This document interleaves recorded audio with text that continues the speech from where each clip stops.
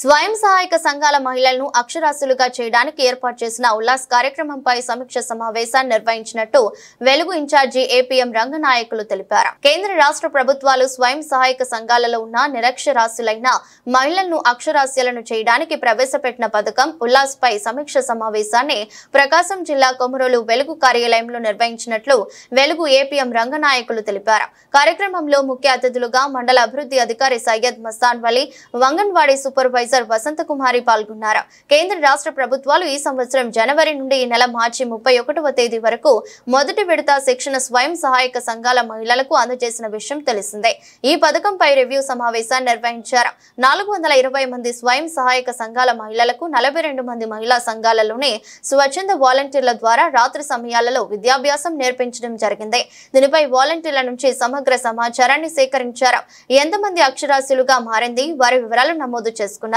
ఈ సందర్భంగా వెలుగు ఏపీఎం రంగనాయకులు మాట్లాడుతూ స్వయం సహాయక సంఘాలలో మహిళలకు చిన్న చిన్న పదాలు చదవటం, సంతకాలు చేయటం వీరు నేర్పించారని, మొదటి దశ పూర్తయిందని, రెండవ దశ ప్రభుత్వం ఆదేశాలపై ఆధారపడి ఉందని తెలిపారు.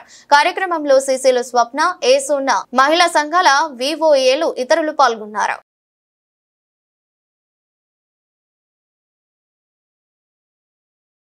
ఉల్లాసు సంబంధించి మనకు నిరక్షరాస్యుని అక్షరాస్యులుగా తీర్చిదిద్దడం కోసం మనకు ప్రభుత్వం ఏర్పాటు చేసింది.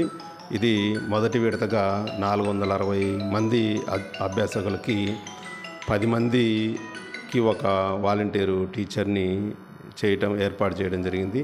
వాళ్ళందరికీ ట్రైనింగు ఇవ్వటము, వాళ్ళు అక్కడ వయోజనులకి ఎలా చెప్పాలా, ఏ విధంగా వాళ్ళతోటి మాట్లాడి వాళ్ళకు సమయానుకూలం పాటించి వాళ్ళ యోగక్షేమాలు కనుక్కుంటూ వాళ్ళకి చదువు ఎలా చెప్పాలనేది బొమ్మలతోటి, అదేవిధంగా అక్షరాలు ఎలా నేర్పించాలా అనే ఉద్దేశం దాని మీద కార్యక్రమం నిర్వహించడం జరిగింది.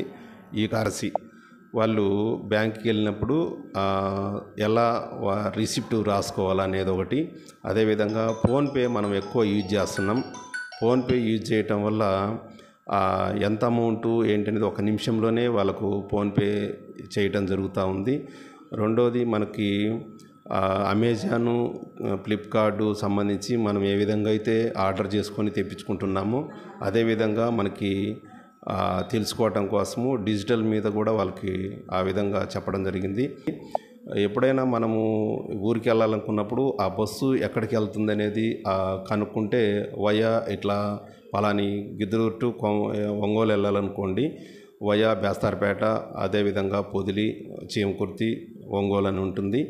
ఇట్లా అవగాహన కల్పించి వాళ్ళకు చదువు నేర్పించి 5 నెలలు అంటే ఈ నెల నుంచి మార్చి 2025 వరకు ఫస్ట్ విడతగా వీళ్ళకి అభ్యాసకులకి అదేవిధంగా వాలంటీర్లకి ట్రైనింగ్ ఇచ్చుకొని